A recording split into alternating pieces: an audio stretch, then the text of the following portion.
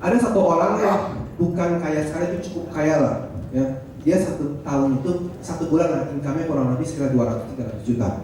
Ya, ini bilang sama saya bahwa saya itu nggak mau pusing dengan asuransi, dia bilang. Ya, kalau sampai terjadi sakit kritis, berapa sih biasanya kritis? 1 M kan, dia bilang. Kalau 1 M, saya sudah siapin dana itu. Ada yang seperti itu? Pertanyaannya, apa yang harus kita lakukan, teman-teman? Apa yang dilakukan? Ya, satu hal waktu saya bilang ke nasabah itu, ya, Pak, setuju Pak, pada saat terjadi sakit kritis, Bapak punya uang 1 M, ya. Kalau boleh tahu Pak, 1 M itu ditaruh di mana Pak? Benar nggak deposito, teman-teman? Ya, nah saya bilang sama dia, Pak, setuju nggak Pak? Setiap orang hidup, manusia hidup pasti penuh dengan resiko, benar? Ya, resiko itu pada saat datang, berita baiknya, resiko itu bisa kita manage untuk kita atur. Ya, ada sebagian orang pada saat resiko datang, dia menanggung resiko itu. Ya, kalau di dunia asuransi namanya risk retention. Ya, risk retention adalah menjadi perusahaan asuransi bagi diri dia sendiri. Ya, atau yang kedua Pak, pada saat resiko datang, ya, Bapak mentransfer resiko itu atau transfer risk ke perusahaan asuransi. Ya, itulah simple, itulah cara mengendalikan asuransi. Ya, nah Pak, saya setuju sekali dengan Bapak melakukan pilihan yang pertama. Ya.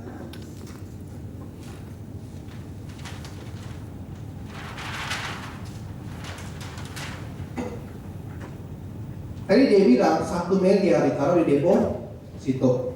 Ya, kalau teman-teman itu, kalau bunganya itu 10% teman-teman, ya, tepat di usia dia usia 30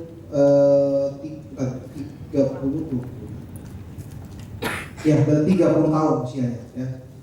Kalau teman-teman hitung 25 tahun kemudian, ya, dengan bunga kurang lebih 10%, deposito itu jadi 3,4 M. Benar nggak?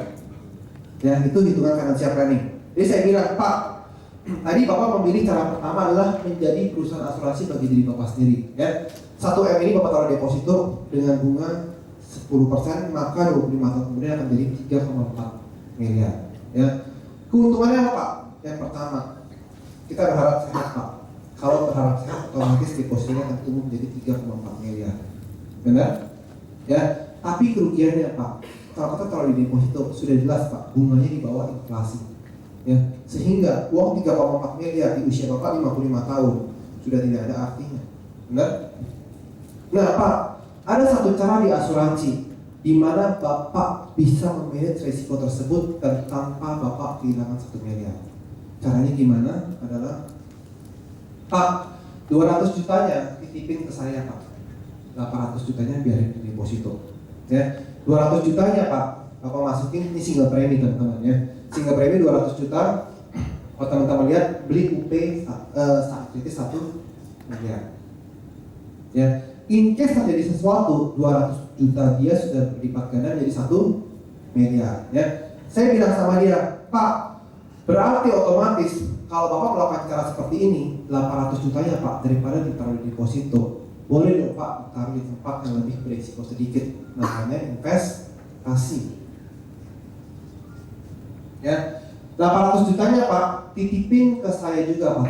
Kan 1 miliar itu kalau sampai terjadi risiko pasti hilang Pak. Begitu jadi risiko, 1 M ini hilang dan 3,4 miliarnya tidak akan pernah ada. Benar? Ya. Tapi dengan cara perencanaan risk transfer ke perusahaan asuransi, Bapak titipin 200 jutanya, maka akan jadi sesuatu yang kita akan gantikan 1 miliar. Dan 800 jutanya Pak, karena itu uang nganggur Pak, boleh dong Pak ditempatkan ke satu tempat yang lebih berisiko sedikit, ya, namanya reksadana. Nah Pak, dalam waktu 25 tahun dengan return kurang lebih 15%, ya, 800 juta Bapak akan menjadi kurang lebih 26 miliar. Berarti Pak, kalau Bapak melakukan perencanaan yang pertama, uang Bapak akan tumbuh menjadi 3,4 miliar. Tapi kalau melakukan perencanaan yang kedua, Bapak akan menjadi 27 miliar. Menurut Bapak ingin melakukan risk transfer atau menanggung menjadi perusahaan asuransi sendiri. Ya, dari situ teman-teman dia bilang, oh begitu, dia bilang, kalau gitu gue pilih yang kanan aja. Ya waktu itu memang API-nya nggak terlalu besar, kurang lebih kalau nggak salah 130 juta. Seperti itu teman-teman. Ya, inilah cara jual asuransi. Ya, sekarang pertanyaannya, bagaimana jual ke dokter teman-teman? Dokter susah nggak nawarin asuransi? Ya, saya suka bilang ke dokter, dok, dokter pasti tahu namanya asuransi karena sakit itu mahal, ya. Tapi berita baiknya dok, selama dokter bekerja di rumah sakit, sadar tidak sadar dok, ada 3 faktor ya, yang membuat kehidupan kita terganggu. Yang pertama saya bilang, kalau sampai sakit ya, tapi sakit-sakit biasa, butuh perawatan rawat inap, ya. Saya yakin untuk kasus ini dokter sama sekali tidak butuh asuransi. Karena dokter bekerja di sini, saya yakin asuransi biaya perawatan dan rawat inapnya gratis, benar nggak teman-teman? Ya. Yang kedua, pada saat resiko sakit kritis dokter, ya. Yang pertama berita baiknya, karena dokter bekerja di rumah sakit, otomatis kalau resiko sakit kritis terjadi, ya, saya yakin rumah sakit akan menanggung hampir seluruh beban berobatnya, benar? Tapi satu hal dok, sadar tidak sadar, rumah sakit tidak akan menanggung biaya yang hilang terhadap dokter tidak praktek, benar? Ya, sehingga income keluarga akan terganggu. Ya. Dan yang ketiga yang lebih parah lagi dok, amin dok, kalau sampai terjadi peristiwa cek ini lebih cepat, saya bilang, atau meninggal dunia, otomatis income itu hilang. Makanya dok, satu hal ya, saya bilang bahwa kalau dokter selama ini ditawarin asuransi, saya bilang, saya yakin dokter tidak akan butuh. Kenapa? Untuk mengcover namanya sakit. Tapi satu hal dok, dokter butuh satu rekening yang memang baru launching di Prudential, namanya Professional Income Protection. Ya, ini untuk namanya. Ya, Professional Income Protection adalah saya bilang satu hal, Prudential melihat bukan masalah sakit dok, ya, bukan masalah pada saat terjadi risiko sakit dokter dapat penggantian asuransi, tapi satu hal, rekening ini memastikan pada saat dokter terjadi sakit kritis, maka rekening ini akan memberikan satu income untuk menafkahi keluarga dokter. Atau satu hal, pada saat resiko terjadi dipanggil lebih cepat, satu hal, orang ditinggalkan, masukin ke deposito, maka bunganya bisa menghidupi anak dokter sampai dewasa. Kalau menurut dokter, kira-kira program ini bagus kan? Ya, waktu saya pernah prospek satu dokter teman-teman ya, dia ngerti ya, dia bilang ini program ternyata luar biasa ya, dan memang waktu itu API-nya kurang 80 juta API ya. Jadi itulah cara jual ke dokter. Sampai sini ada pertanyaan ya. Nah itu cara yang tadi namanya jual asuransi. Ada jual namanya investasi ya. Nah masalah asuransi ya, saya punya kasus tahun lalu teman-teman ya, kemarin 2 tahun lalu kalau salah ya. Jadi saya kenal nasabah ini sudah cukup lama ya, kurang lebih 8 tahun ya. Kemarin juga telepon sama saya, dia minta pencerahan tentang tax amnesty. Ya nanti saya akan juga bahas sedikit tentang tax amnesty supaya nasabah teman-teman kalau ditanya nasabah teman-teman bisa jawab ya. Jadi nasabah ini waktu itu masuk, saya ingat banget pertama kali 1 juta teman-teman, tahun 2007. Terus dia upgrade 500.000, 2 juta, terus 1,5 juta. Maka total premi singkat 6 juta teman-teman ya. 6 juta selama hampir 7 tahun. Nah saya bingung teman-teman, kenapa nasabah ini hidupnya begitu boros ya. Kalau teman-teman tahu, cat rumahnya itu setahun bisa ganti 8 kali ya. Dari wallpaper dia kan dia kalau apapun telepon saya ya, ini kan panggilin tukang wallpaper ya. Satu hal teman-teman sebelum saya lupa, kenapa saya ingin credit manager teman-teman ya. Satu hal kenapa, karena kalau teman-teman lihat ya, seorang produser income banyak, benar banyak teman-teman, tapi satu hal ya, teman-teman harus memberikan servicing yang luar biasa. Kalau teman-teman datang ke rumah saya, ada beberapa kunci nasabah saya yang saya pegang. Ya, kenapa? Pada saat rumah itu bocor, saya harus benerin bocoran. Ya, sampai dia keluar negeri sekalipun, saya harus masuk ngeliatin orang di rumahnya. Ya, jadi servisnya harus begitu besar. Ya. Sampai yang terakhir ini, kenapa dia ngajak saya ke Hongkong? Dia cuma mau beli aset properti apartemen. Ya, tapi dia ngajak saya bilang, nggak bisa om, soalnya kenapa? Saya kalau nggak salah mesti ke Hongkong, terus habis itu nggak lama tuh sama produksinya ke Hongkong lagi. Jadi saya bilang tanggung, tapi karena dia nasabah saya udahlah ya. Jadi semalam dong teman-teman, jadi terbang ke Hongkong, lihat apartemennya, terus habis itu besoknya pagi pulang lagi ya. Jadi benar-benar kita kalau misalkan punya nasabah 1, 2, 3, 4 seperti itu oke, 5 teman-teman. Tapi kalau punya nasabah itu 100 mencret teman-teman ya, itulah sebabnya kita harus membina grup ya. Kenapa kita harus menjadi produser, producer? Kenapa kita nggak bisa membina segitu banyak ya. Tadi sampai mana saya lupa ya. Terus nasabah saya ini yang boros ya. Terus saya tanya sama dia ya. Saya tanya, ini cat diganti buat lagi om? Kan baru diganti karena dia dekat sama saya ya. Ternyata kalau saya baru tahu nasabah ini income-nya secara income pajak itu adalah 50 juta, tapi income di bawah tangannya kurang lebih 250 juta. Dia bilang sama saya, Ted, bagaimana mengakali pajaknya ya. Makanya sebenarnya saya dengan tax amnesty ini saya juga ketir teman-teman. Kenapa? Karena rekening saya itu ada beberapa nasabah yang dalam tanda kutip ya mentransfer uang ke saya ya. Jadi saya bilang bahwa saat ini sudah secara finansial oke ya, satu hal, tapi namanya sakit tidak pernah ada yang tahu saya bilang ya. Pada saat kritis duitnya ada nggak? Ada, tapi kan sayang, lebih baik dipakai ke tempat yang lain ya. Nah terus dia bilang, jadi saya harus bagaimana? Saya bilang sama dia, om tahu nggak, di dunia ini ada 3 mata uang ya, yang namanya live currency program ya. Yang pertama mata uang atau kita ngomong adalah currency live ya. Currency live adalah satu mata uang yang digunakan untuk apa? Untuk kita memenuhi sandang, pangan, dan papan ya. Mata uang itu adalah untuk memenuhi kebutuhan hidup kita. Kita tidak mencari keuntungan dari mata uang itu. Benar teman-teman? Ya. Yang kedua adalah mata uang yang kita namakan adalah investment currency. Investment currency adalah satu mata uang yang digunakan untuk melipat gandakan aset sehingga bisa mendapatkan ujung-ujungnya menjadi pasif income ya. Tujuan mata uang ini adalah untuk mencari keuntungan semata ya. Dan yang ketiga yang orang suka lupa ya, saya bilang namanya protection currency ya. Protection currency ini mengambil satu tabungan yang sangat kecil sekali dibandingkan live currency dan investment currency. Tapi orang ini suka lupa, dengan hal yang kecil kita tidak siapkan itu akan membahayakan namanya live currency dan investment currency. Nah, dia ngerti konsep itu, terus habis itu dia bilang, jadi saya harus bagaimana gitu ya. Waktu itu deal ya, akhirnya dia closing itu kurang lebih sekeluarga 65 juta per bulan dari uang itu ya. Itulah yang sebenarnya saya awal itu harusnya PCC teman-teman.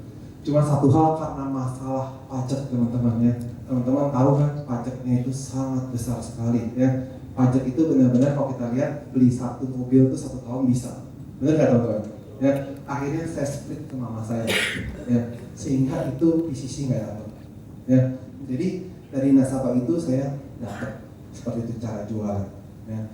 Nah terus yang berikutnya, saya itu dulu juga tahun kemarin juga punya teman main properti teman-teman. Memang saat ini saya senang sekali bermain dengan properti ya. Jadi saya punya teman main properti. Tahun 2010 saya mulai belajar tentang properti, dan 2010 saya kenal dengan orang ini juga ya. 2011, 2012 saya tahu sekali ya. Kenapa? Setiap saya beli rumah, dia akan beli rumah dekat saya. Saya bedanya kalau dia beli rumah yang gede, saya beli rumah yang kecil teman-teman ya. Dan saya tahu sekali income orang ini kurang lebih teman-teman satu bulan kurang lebih sekitar 35 sampai 50 miliar ya. Dan dia termasuk salah satu penglola juga ya. Nah kalau teman-teman saya sebut namanya pasti juga tahu ya. Nah dia bilang sama saya teman-teman, berjalan dengan waktu saya sering ketemu sama dia. Dia bilang, lu asuransi ya? Iya. Lu jangan nawarin gua asuransi ya, gua paling benci dengan namanya asuransi. Benar? Ya. Kalau teman-teman dibilangnya seperti itu, kira-kira teman-teman tawarin di asuransi? Enggak? Tarik telah nggak? Tarik telah nggak teman-teman? Tarik telah ya. Saya tipe orangnya juga tidak berani maksa kan? Jadi waktu itu saya bilang, enggak om, saya kan nggak nawarin asuransi, kan kita main properti, udah main properti gitu aja ya. Berjalan dengan waktu teman-teman, satu hari dia telepon saya, dia bilang, itu rumah gua di BSD, mau naikin sertifikat. Dia bilang, lu kan kenal sama orang BSD, lu bantu urusin dong, lu temenin gua.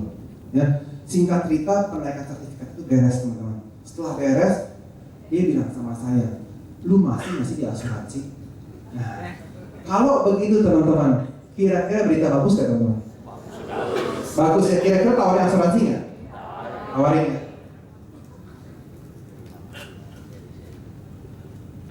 Saya tanya, kenapa om? Nggak apa-apa sih, gue cuma mau tahu asuransi bagus atau enggak ya. Ya.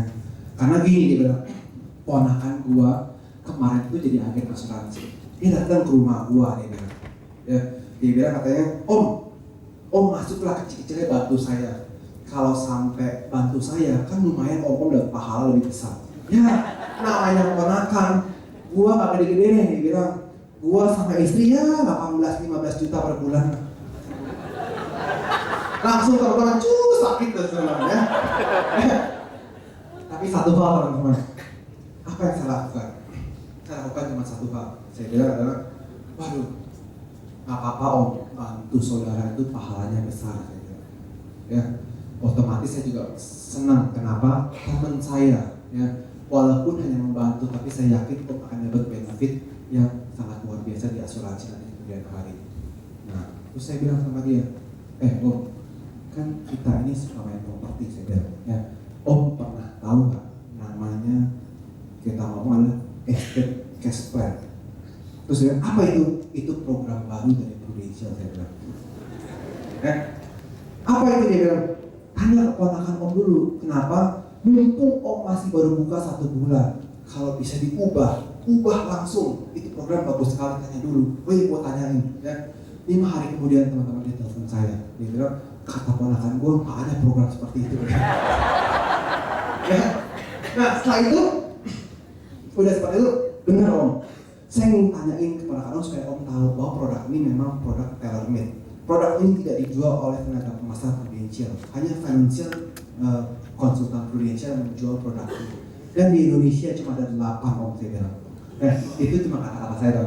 Gitu dia bilang. Nah, terus saya bilang, selama ini bekerja, ya, bermain properti, ya. Pernah nggak sadar bahwa properti kita ini pasti akan susut? Kenapa dia bilang? Iya, lihat berpengurusan kemarin. Pada saat mau diwariskan balik nama, itu kena biaya 2,5%, dia bilang, ya, 2,5%. Nah, terus yang kedua, pada saat properti itu mau dijual beli, ya, kena 5%, berarti itu 7,5%, ya. 7,5% kalau teman-teman tahu, saya bilang sama om ini, pada saat anak om mungkin lagi BU, ya, sehingga butuh cepat jual dana properti tersebut, otomatis jual BU, berarti turunin 10%. Anggaplah pajaknya itu totalnya kurang lebih 10% aja, ya, saya bilang total keluar 10% paling minimal. Berarti kalau kita punya uang 100 miliar, sudah hilang 10 miliar. Menurut om, mendingan 10 miliar ini rela dikasih anak om atau dikasih negara? Katanya. Dia bilang, ya mendingan kasih anak gua daripada kasih negara ada kaya, dia bilang. Ya. Nah, terus habis itu saya bilang, saya bilang sama dia yang kedua, saya bilang dulu om, ya, orang kalau beli uang pertanggungan meninggal, om boleh cek sama ponakan om, dia bilang. Tujuannya adalah kalau meninggal ahli warisnya kaya, tapi kalau orangnya sehat dia nggak bisa nikmati manfaatnya. Benar teman-teman? Ya, saya bilang program Prudential ini, ya, mau mati kaya, mau hidup juga kaya. Ya, programnya seperti apa? Nah, ada slide-nya Pak. Coba ya, Yohanes. Ini simulasi teman-teman ya.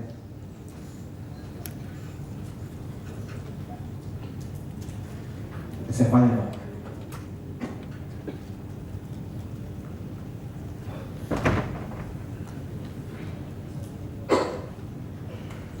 Teman-teman di sini akan melihat betapa miracle ajaibnya asuransi jiwa, ya.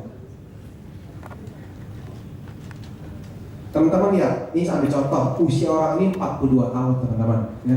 Dengan dia bayar premi 3,5 juta, ya, dia dapat UP 4 miliar, ya. Kita nggak usah ngomong UP dasarnya, 4 miliar sampai usia 70 tahun. Berarti kalau sampai dia terjadi resiko, ya, tiba-tiba meninggal lebih cepat, ada uang pertama 4 miliar. Pertanyaannya, kalau dia hidup di usia 71 tahun, uangnya keluar nggak? Kita lihat. Sumpah dong. Ya, di usia 7 ke kanan. Di usia 71 tahun ada nggak uang kurang lebih 4,8 miliar? Ya, jadi itu satu cerita juga teman-teman bisa bilang ke perusahaan asuransi, ke kompetitor, misalkan ya ada perusahaan sebelah ya yang bilang uang pertanggungan saya lebih besar, benar? Ya, satu hal kita bisa bilang benar, uang pertanggungan lu lebih besar, tapi satu hal lu bisa cairkan kalau nasabah itu check out. Tapi di Prudential program baru tanpa check out dia bisa keluarkan. Ya, itu namanya extra cash plan. Ya, jadi otomatis dia nggak check out pun uangnya ada 4 miliar. Nah, terus akhirnya dengan luar biasanya dia bilang produk ini luar biasa, katanya. Dia cuma balik tanya, kenapa selama ini lu nggak tawarin gua? Ya, nanti saya bilang, saya sebenarnya mau tawarin, cuma menjaga persahabatan, saya bilang. Ya, kenapa? Program ini adalah program customized. Program ini nggak bisa sembarangan dikasih seseorang. Kemarin nasabah saya mengajukan program ini ditolak om. Saya takut om ditolak asuransi, om sakit hati sama saya, akhirnya om persahabatan kita buyar, saya bilang. Nggak apa-apa, dia bilang, lu ajuin aja. Akhirnya teman-teman saya ajuin, saya bilang, oke, kalau mau ajuin, om harus medical check up. Sisanya saya bilang, dia tinggal medical check up, tinggal dikit lagi. Saya tahu medical check up bagus kan. Tapi om, saya nggak janji ya, program ini cuma 50% om bisa diterima, 50% bisa ditolak. Masa sih begitu, gue nggak bisa bantuin, dia bilang. Coba saya bantuin om, saya butuh waktu 1 minggu untuk meeting sama manajemen, dia bilang. 1 minggu saya nggak proses tuh, ini ya. Setelah seminggu langsung teman-teman positive issue, itulah artinya kurang lebih hampir 450 juta. Itulah bisa merasakan teman-teman, satu dealing teman-teman itu kurang lebih nilainya 1 mobil Innova. Ya, luar biasa teman-teman, bisnis Prudential ya. Oke, Pak, pindah ke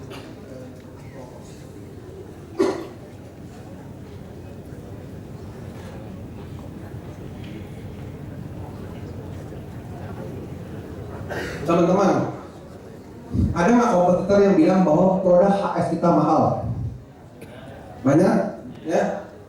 Tahun 2000, saya lupa 2000 berapa, di mana Prudential waktu itu pernah mengeluarkan satu produk HS sampai usia 60 tahun kan? Sebelum 65 tahun, ya. Ada tetangga saya prospek, dia usianya waktu itu 58 tahun. Dia bilang bahwa asuransi di Indonesia tidak seperti asuransi di luar negeri, dia bilang.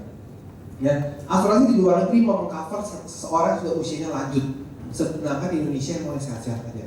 Ya, singkat cerita, bagusnya Indonesia mengeluarkan namanya HS yang sampai usia masuk 60 tahun waktu itu. Saya tawarin dia dan langsung dia tanda tangan. Ya, API-nya kurang lebih 20 sekian juta, saya lupa. Ya, 2 bulan kemudian dia telepon saya, dia bilang bahwa kalau gue mau tutup polis, caranya gimana? Berarti dia dicumi, ya. Nah, saya bilang, kenapa saya om tutup polis? Dia bilang bahwa kalau saya bayar kamu ke Prudential 20 sekian juta per tahun, 20 sekian juta per tahun, benar? Saya bayar di asuransi yang namanya hijau, Manulife ya. Dia bilang saya cuma bayar kurang lebih sekitar 7 juta per tahun. Isinya banyak kan teman-teman? Banyak, dengan manfaat yang sama, hampir sama. Benar? Ya. Nah teman-teman, kalau seperti itu kira-kira kita sebagai agen apa yang kita lakukan? Bingung ya teman-teman ya? Ya, saya datang, saya bilang, Pak, untuk menutup polis ada prosedurnya. Saya datang ke rumah Bapak, nanti saya untuk tanda tangannya ya. Dan berita baiknya pada saat saya datang, teman-teman, ternyata agennya adalah adik dia sendiri ya, di Manulife. Nah, terus saya bilang, tuh kamu tanya sama tante ini ya, produk kamu mahal. Dia bilang mahal, iya produk Prudential tuh mahal, dia bilang. Terus saya bilang sama si kompetitor ini, kalau kita di lawan kompetitor, dia bilang apa produk kita kan bagus ini, benar? Ya, saya bilang sama ibu ini, Bu, saya setuju Bu, produk ibu murah, produk saya mahal. Ya, saya tadi bilang bahwa seorang kita harus seperti ibu murah. Ya, nah saya bilang Bu, kenapa produk ibu murah, produk kita mahal? Ya, karena perhitungan biaya asuransi cuma ada dua macam ya.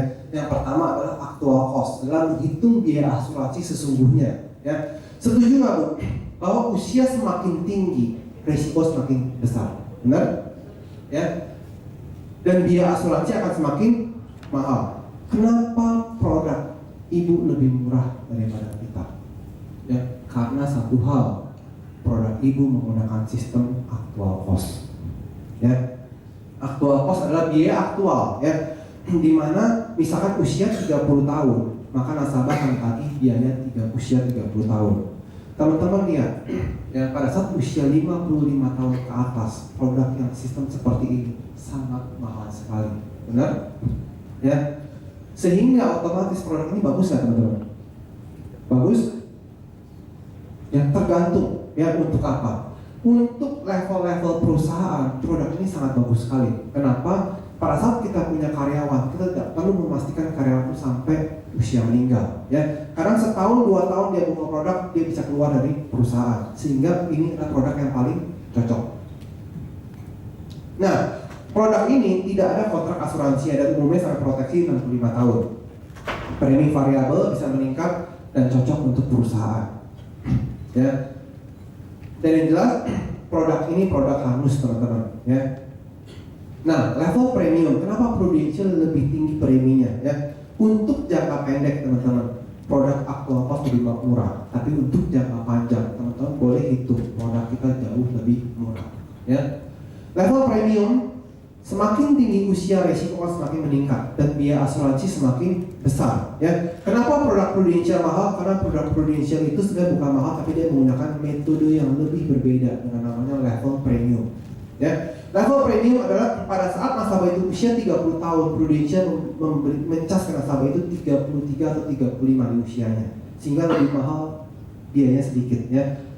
Kemana biaya tersebut dilakukan adalah biaya tersebut akan diinvestasikan oleh Prudential dan tepat di tahun ke-10 teman-teman ya. Hasil investasi ini akan menanggung nasabah itu sampai usia 75 tahun ya. Itulah sebabnya kenapa produk kita preminya lebih tinggi, karena program kita menggunakan sistem level yang berbeda metodenya ya. Produk seperti ini ada kontrak asuransi teman-teman, tidak mungkin diputuskan secara sepihak ya. Yang kedua, proteksi sampai usia 75 tahun dan premi tetap dan juga cocok untuk personal atau family ya.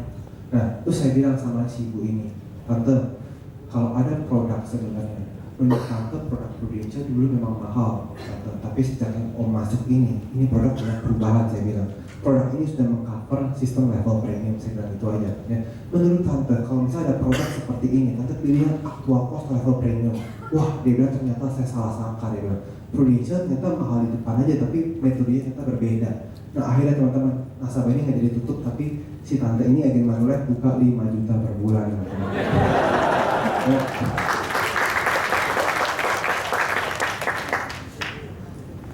Nah, jadi itulah cara saya jualan ya. Yang terakhir teman-teman, teman-teman ada nggak yang dibilang bahwa unit link itu mahal?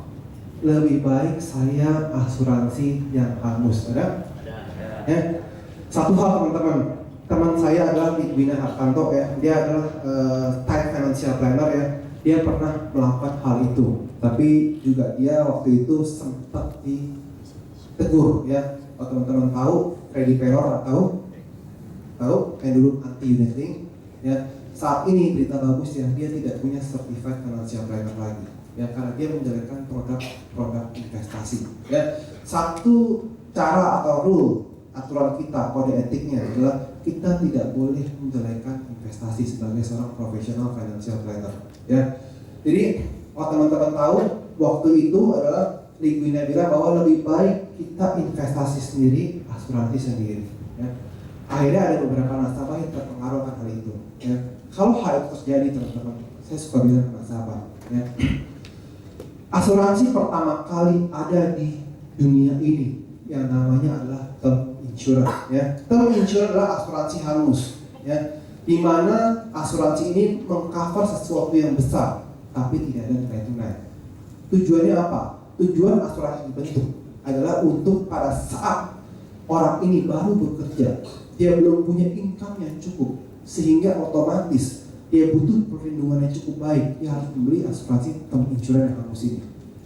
Ya, berjalan dengan waktu orang berpikir, ya resiko belum terjadi, tapi kok terjadi ya udah saya kerahkan ke yang atas, nggak terjadi uang saya hangus. Akhirnya timbul yang namanya whole life insurance. Ya, whole life insurance adalah satu insurance yang sistemnya adalah nilai tunainya dijamin. Ya, nilai tunainya biasanya tabungnya 20 sampai 30 tahun, dan di tahun tahun ke-30 nilai tunainya umumnya sama dengan uang pertahunan.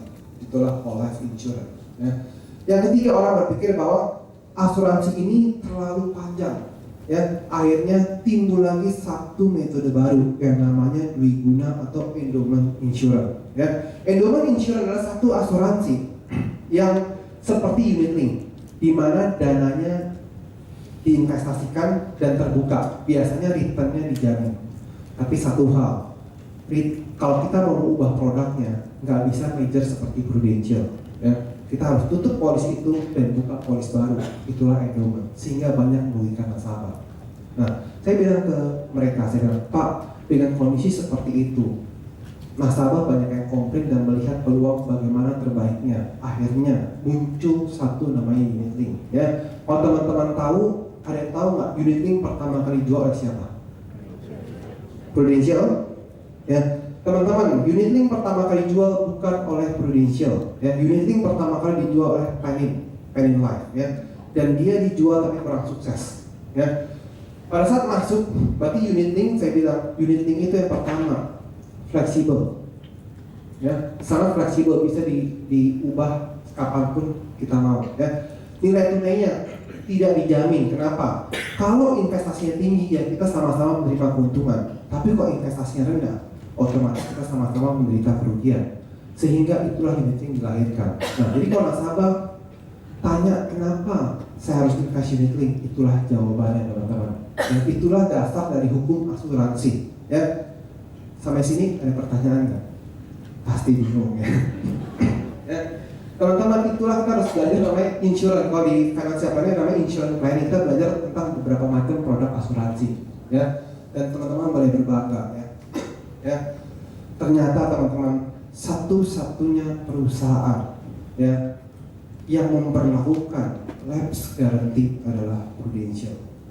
Kalau teman-teman lapse guarantee apa? Ya, lapse guarantee adalah unit link kita adalah satu produk yang kita bayar premi dan ada nilai investasi, benar? Di mana proteksi itu ada biaya asuransi, benar? Satu titik kemungkinan biaya asuransi itu akan lebih besar daripada nilai tunai. Kalau hal itu sampai terjadi, tapi memang itu kemungkinan kecil, tapi ada kemungkinan. Ya, misalkan ekonomi Indonesia jelek terus sehingga hasil uangnya lebih kecil dibandingkan biaya asuransi, maka polisnya akan lapse. Ya. Dan satu-satunya perusahaan yang mau menanggung resiko itu dengan program lapse guarantee adalah Prudential. Ya. Yang kedua, ya, satu-satunya perusahaan yang bisa melakukan major alternation ya tanpa menghitung premi dengan program manual adalah Prudential. Teman-teman boleh cek di mana pun, tidak ada perusahaan yang bisa mampu untuk melakukan dua hal itu. Itulah sebabnya Prudential program perusahaan yang sangat luar biasa, teman-teman. Boleh applause buat Prudential, teman-teman. Ya. Jadi kalau teman-teman lihat ke nasabah segala, teman-teman harus pede. Kita berada di perusahaan yang sangat baik sekali. Kita berada di perusahaan yang cukup bagus sekali, teman-teman. Ya, teman-teman, satu hal juga teman-teman lihat. Ya, saya akan kasih sharing terakhir ya. Kenapa Allianz itu UP-nya lebih besar dibandingkan Prudential? Yang tahu? Ya. Saya di berapa tahun yang lalu itu pernah diadu sama agen Allianz, teman-teman. Ya. Jadi nasabah saya cukup oke. Dia didatangin keponakannya. Dia bilang, "Tante, ini produk mahal sekali. Ya, mendingan tante tutup, pindah ke sini lebih murah." Ya, benar nggak mereka suka begitu? Ya, saya bilang sama dia, kalau kita beli premi 1 juta, di Prudential dapat misalkan 1 miliar gampang. Di Allianz dapat 2 miliar.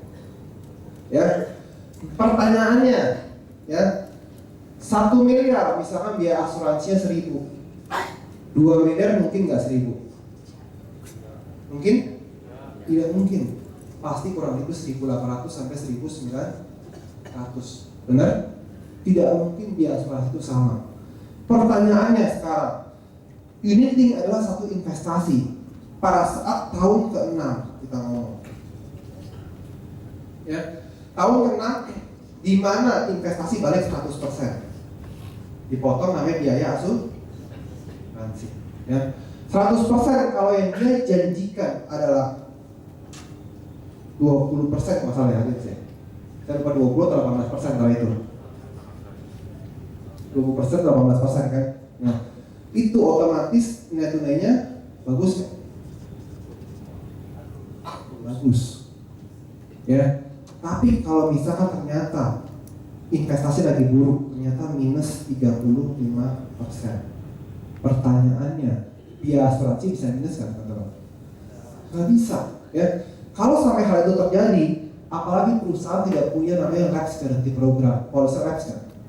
Lapse, ya. Kalau di Prudential, dia udah imbangin dalam arti dengan premi sekian yang masuk akal itu cuma segini. Sehingga Prudential itu menetapkan satu produk yang dia nggak buka kuncinya, ya. Tapi saya dengar nanti ada satu produk ya, yang dia buka kuncinya, tapi dia harus bayar lebih panjang. Ya, tapi belum tahu produk itu kapan munculnya. Tapi kemarin saya ada sempat ngomong sama mereka, katanya ada produk seperti itu untuk menyaingi mereka. Seperti itu, ya. Jadi kalau kita lihat, ya, waktu itu saya bilang bahwa kalau seperti ini tante, kira-kira asuransi itu dibeli untuk jangka sekarang atau jangka panjang? Dia bilang itu jangka panjang. Kalau sampai jangka panjang kali ini terjadi, kira-kira nilai tunainya habis nggak? Bisa habis. Terus agennya meninggal juga, teman-teman. Dia bilang, ini nilai tunai saya kan bagus. Oke, saya bilang, kamu pakai 18%, 18 atau 20 saya lupa ya. Prudential pakai 15%, ya. Dia bilang, benar. Bisa nggak kamu itu 15%? Nggak bisa, bedanya dikit kok. Dia bilang, itu kan cuma bahasa komputer, ya. Terus saya bilang sama dia, ada satu ilmu financial planning namanya substitution dari investment. Saya bisa menghitung itu 18% jadi 15%. Itu ada rumusnya panjang, teman-teman. Saya hitung semuanya, teman-teman, sampai keluar komposisinya kita campurin, ya. Saya ambil contoh, managed fund plus itu kan komposisinya kan ada 30, berapa puluh, benar? Kalau teman-teman ambil sendiri sama nggak? Sama, ya. Saya buat seperti itu, singkat cerita, Allianz itu bisa turun sampai 15,7% returnnya. Dan saya sudah hitung dengan komposisi campuran seperti itu, teman-teman tahu ya, di tahun ke-15 sudah bintang semua uang habis. Nah di saat itu dia bilang bahwa, oke, kalau gitu tante pilih yang mana? Ya, dia bilang, oh saya ngerti deh, dia bilang. Terus akhirnya langsung dia bilang, kayaknya kita ada janji, dia bilang. Langsung akhirnya kabur, teman-teman. Ya. Jadi kalau saya selalu di kompetitor, saya selalu pakai financial planning. Saya tidak pernah menyerang agen dengan emosi. Ya, kalau teman-teman tahu ya, di dunia asuransi, ya, orang itu bisa sukses dengan diwawancara. Ya, saya dengan leader saya pada Wijaya, itu ilmunya bertolak belakang. Ya, pada Wijaya, saya bilang bahwa dia itu beruntung dilahirkan seseorang yang bisa jago memainkan emosi orang. Pertanyaannya, dia bisa ilmu finansial? Tidak bisa. Tapi satu hal, kenapa hampir setiap tahun API-nya 3 miliar pribadi? Ya, karena dia bisa memainkan emosi orang. Saya juga nggak ngerti gimana. Ya. Dia juga memprospek dengan cara apa? Dengan cara mobil dan sebagainya. Ya. Dia pernah bilang sama saya untuk mendekati APS 1,8 miliar satu keluarga. Ya. Dia beli stick golf senilai 350 juta teman-teman untuk main golf. Ya. Tapi kalau saya nggak bisa seperti itu teman-teman. Ya. Dan saya yakin ilmu-ilmu seperti itu tidak semua orang bisa lakukan. Ya, ada dua jalan, ada satu lagi. Orang sukses di asuransi, teman-teman. Dengan cara apa? Dengan cara belajar financial planning. Ya, saat ini bukan lagi mengandalkan kita bekerja berdasarkan otot, teman-teman. Kita harus bisa teredukasi tentang financial planning. Kenapa? Teman-teman tahu sebentar lagi AFTA akan masuk dan agen-agen Singapura bisa bebas menjual di sini. Ya. Di saat mereka datang ke sini, ya, otomatis kita yang tidak siap dengan perubahan zaman akan hilang. Ya, itulah sebabnya teman-teman, satu hal yang saya pesan adalah teman-teman suka tidak suka, kita harus mengerti ilmu perencanaan keuangan. Karena itu satu dasar untuk kita bisa sukses. Ya, sampai sini ada pertanyaan? Oke, kalau ada pertanyaan sebelum saya tutup teman-teman, satu hal teman-teman, mungkin ya kita sebagai agen kadang-kadang menghadapi satu dilema ya. Kadang-kadang kita sebagai agen mendapatkan satu penolakan yang merasa sakit hati teman-teman. Tapi satu hal teman-teman percaya ya, saya punya teman banyak sekali pengusaha ya, dan saya melihat mereka jauh lebih stres dibandingkan dengan saya ya. Dia bilang sama saya, kamu itu hidupnya enak nih bilang. Kalau sampai kamu ditipu orang atau rugi, kamu cuma sakit di hati dia bilang. Tapi kalau saya pengusaha, saya sampai ditipu orang ya, itu sakitnya di kantong dan di hati ya. Itulah pengusaha teman-teman ya. Dan satu hal dia bilang, saya punya beberapa teman-teman yang dagang di daerah Tanah Abang ataupun Mangga 2. Dia bilang 1 tahun pasti aja ada hilang kurang lebih 500-700 juta. Ya, itu satu yang unpredictable. Ya, jadi benar-benar kalau kita tidak mau beresiko seperti itu, hidup kita mati. Dia bilang kenapa? Karena kompetitor kita banyak yang berani melakukan hal itu. Ya, jadi teman-teman, bisnis prudential adalah bisnis yang sangat luar biasa. Mungkin ya, teman-teman yang masih baru berpikir bahwa aduh, bisnis ini ngemis-ngemis orang ya. Tapi satu hal teman-teman, bukan masalah ngemis, kita merencanakan kehidupan orang ya. Dan satu-satunya bisnis yang tanpa modal teman-teman bisa menghasilkan aset hampir miliaran adalah Prudential ya. Tepuk tangan buat Prudential ya. Dan satu hal teman-teman, saya percaya ya, saya tidak pernah bermimpi saat ini menjadi seperti ini teman-teman. Saya dulu berpikir teman-teman ya, jangankan beli rumah ya. Dulu kalau teman-teman tahu ya, saya punya mobil aja, saya menginginkan mobil yang ada power window-nya teman-teman. Kenapa? Untuk engkol itu kayak jelek banget gitu loh. Saya ingin beli mobil namanya Avanza teman-teman ya. Tapi satu hal teman-teman, saya tidak pernah tahu dengan miracle dari bisnis Prudential. 10 tahun saya di Prudential ya. Sebenarnya saat ini kalau saya mau pensiun sudah bisa teman-teman, karena aset properti itu sudah menjadi hidup saya. Tapi pertanyaannya, saya terus harus mengembangkan diri saya untuk menjadi lebih berkat bagi banyak orang ya. Untuk itu teman-teman, jangan patah semangat. Dan satu hal teman-teman, jangan pernah melihat orang lain ya. Satu hal teman-teman lihat, rumput tetangga selalu hijau. Tapi pada saat teman-teman masuk rumput tetangga, itulah jadi neraka ya. Dan saya sudah lihat ya, ada mungkin yang ditawarin Generali atau Allianz dan sebagainya teman-teman. Saya tahu sekali keuangan Prudential ya. Saya tahu satu-satunya perusahaan asuransi yang sangat kuat secara keuangan adalah Prudential ya. Itu ya. Sebelum saya tutup, saya akan cerita tentang tax amnesty ya. Tax amnesty ini adalah salah satu program pemerintah untuk supaya bisa melindungi negara ya. Kenapa tax amnesty itu dilakukan teman-teman ya? Menurut anggaran pembelanjaan negara tahun 2016 ya, sebenarnya negara kita punya pendapatan jauh lebih kecil dibandingkan pengeluaran, alias negara kita itu lebih besar pasak pada tiang ya. Negara kita punya pengeluaran kurang lebih adalah 2 juta triliun ya. Negara kita punya pengeluaran kurang lebih 2 juta triliun, sedangkan pendapatannya 1.800 triliun ya. Itu APBN tahun 2016 ya. Sehingga mengakibatkan kalau hal itu tersebut terjadi seperti itu, otomatis negara akan berhutang lebih banyak sekali ya.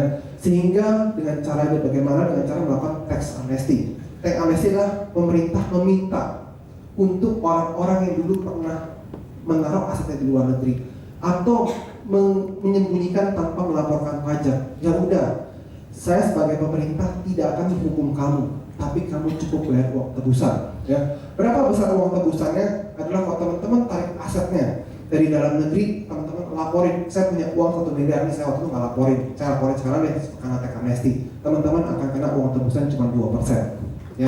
Kalau tidak lebih dari 3 bulan undang-undang itu berlaku ya. Tapi kalau misalkan teman-teman adalah punya aset di Amerika atau di Australia, teman-teman kasih tahu pemerintah, nih saya punya rumah di Amerika atau Australia, saya kasih tahu kamu jujur, tapi saya nggak mau aset itu dibawa ke Indonesia, akan kena pajak 4% ya. Dan 4% benar. Tapi kalau misalkan teman-teman mau jual rumah itu jadi tunai dan bawa ke Indonesia, pemerintah kasih akan tebusan cuma uang 2% ya. Tapi kata Jokowi, jangan sekali-sekali bermain dengan tax amnesty. Sekali tidak melakukan ini, tidak akan ada yang kedua kali. Dan sampai ketahuan dendanya bukan 2% tapi 200%. Ya. Jadi benar-benar tax amnesty ini sebenarnya adalah untuk menarik likuiditas, ya, menarik likuiditas dari orang-orang konglomerat untuk apa? Untuk membiayai beban utang negara, yang itu dinamakan dengan biaya repatriasi. Ya, itu sekian dari saya. Sukses buat teman-teman, sukses. See you next time.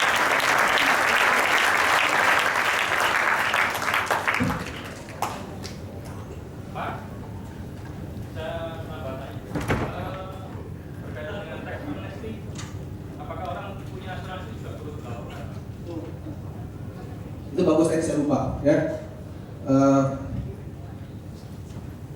Saya ada slide-nya Pak, itu saya copy. Cuman jangan terlalu banyak nanya karena saya juga nggak tahu terlalu detail. Cuma saya akan tampilkan Pak tax amnesty Pak.